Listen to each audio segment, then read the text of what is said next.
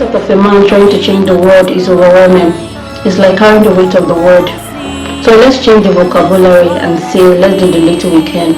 My name is Omari. My journey started from the age of 15.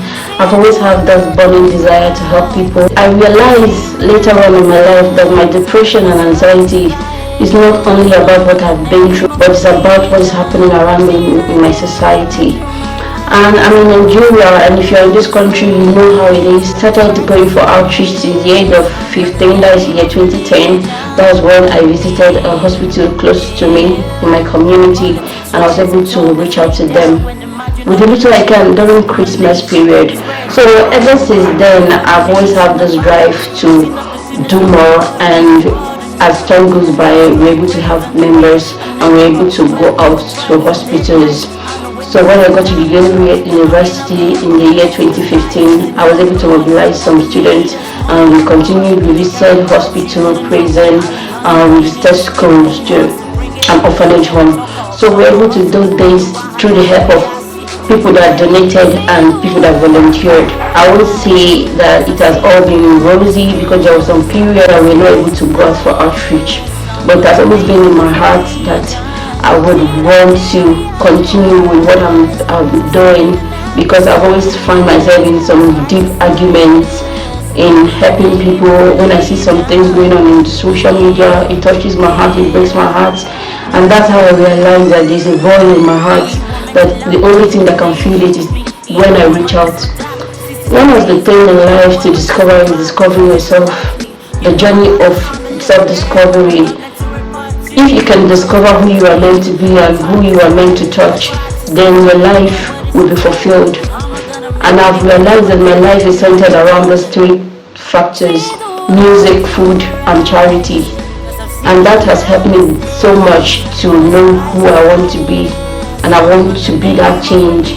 I know we can't change the world. Nobody can change the world, but we can change ourselves.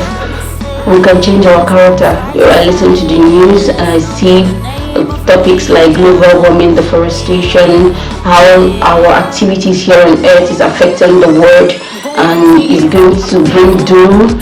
So it's, to me, what really affects us the most is that thousands of people are dying every day as a result of our actions. So if you want to be part of our outreach this time around, we're going for Operation Feed the Streets, and the idea is to feed people a day after Christmas. Can change your character to change the world. It's Somari again, and you're welcome to my channel. It's Christmas season, and Christmas is always a period of giving. So we decided to go to Millennium Park. But what I just want to point out is that as much as you see people enjoying themselves and having nice time with your family, there are actually lots of people, children out there with no food to eat, families that goes to sleep hungry, and not even, let's not even go into education, that okay, they can't even afford to send their kids to school, which is a major problem. When you walk through the streets of Abuja,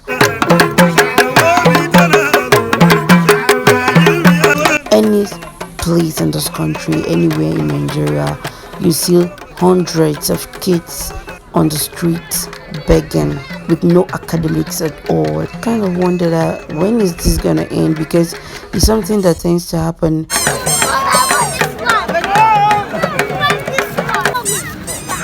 Something biting your leg.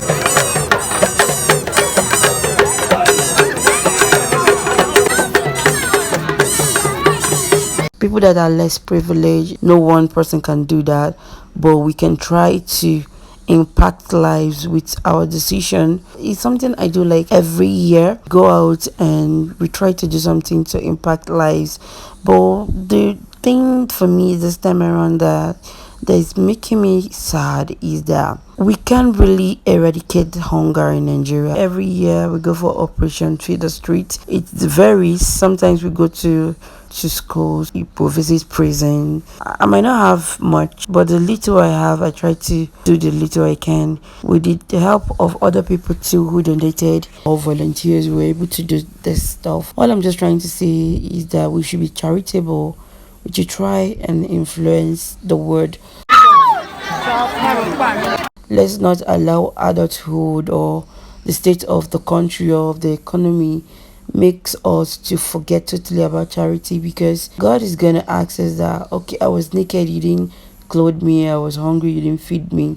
And he's gonna say, when did I see you and I didn't do all? As long as you didn't do all these things to your neighbor, then you have not done it unto me. So you don't know what God is going to count unto you as righteousness. Let's not forget the place of humanity, the place of love, and try to heal the world with our actions, which I believe is going to go a long way to impact life and change every other person out there who has lost faith in humanity. So we're going to be making party jollof rice for the outreach. So we're going to season our meat with ginger, garlic, some seasoning, curry, and thyme. We're going to allow the sit overnight. This is allow the flavor infuse properly. We're going to boil our tomatoes and steam our meats.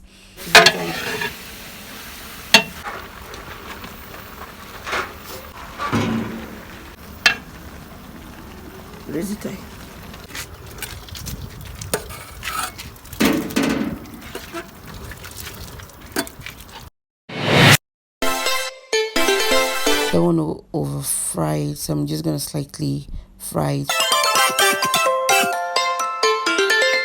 So I add in some dry pepper, some curry, and some seasoning. So that's pretty much it. So I put in lots of spring onions, and that's it. So this is the meat we're going to be serving with the food for the outreach.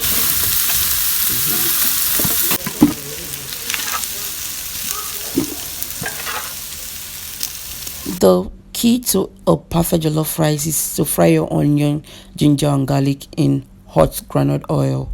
Like, it's going to give you that flavor and that aroma. So we're going to add in our curry and thyme.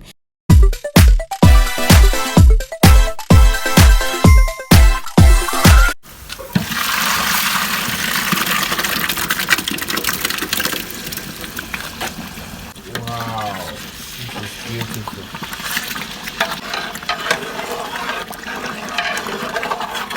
Potatoes has to be fried properly so that you can have that taste. So I added in some spicy tea.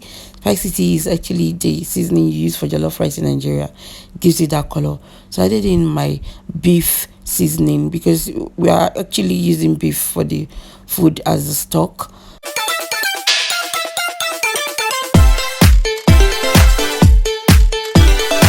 So I added in some crayfish.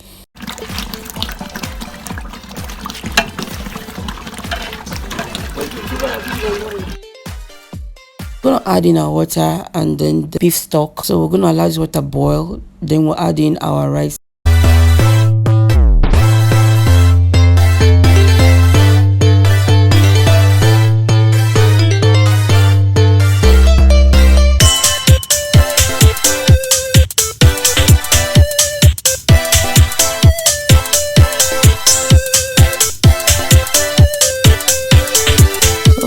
Ready. So I added in some vegetables, carrots, green pepper, spring onions, and our jollof rice is ready.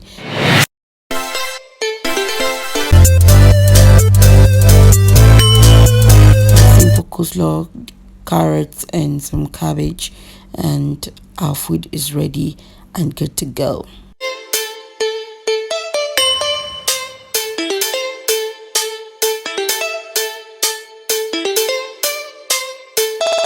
The reason why I said I felt bad after feeding these people is that I realized that, okay, I feed them today, I'm not going to be there to feed them tomorrow. Like, not many people believe in all this thing. Even some people, they believe in charity, but they don't really have time to do it. If I can feed them now and tomorrow they'll go hungry, like, what favor am I actually doing? It's just like a short time advantage to them, and it's nothing much. We go to school and we organize programs, and we try to educate people on their career choices and some of the choices they're going to make in life. So why not teach them charity, and why not impact them so that they can be different in their mindset? Because when you change people's mindsets towards things, then we are actually changing the world. because everything that contributes to what goes on in the world, it comes from the mind. If everybody has good mindset towards charity, imagine the world could become a better place. I know nobody can change the world though, but we can't say nobody can change the world, and we just allow the world go sour. The next outreach we're going to be going for is we're going to visit a secondary school, and we're going to build their mind. We're going to have seminars. We're just going to have an interactive session with the students so that we can build their mind to what they want to become in life and how they can impact their society. Setting up this program in public secondary schools is gonna serve as an aid to educate young teenagers on their career choices, to teach them about sex education and their rights as a citizen of this country. In this country whereby a lot of things is going wrong, that your rights can be abused by at any time as a child. So this program is going to help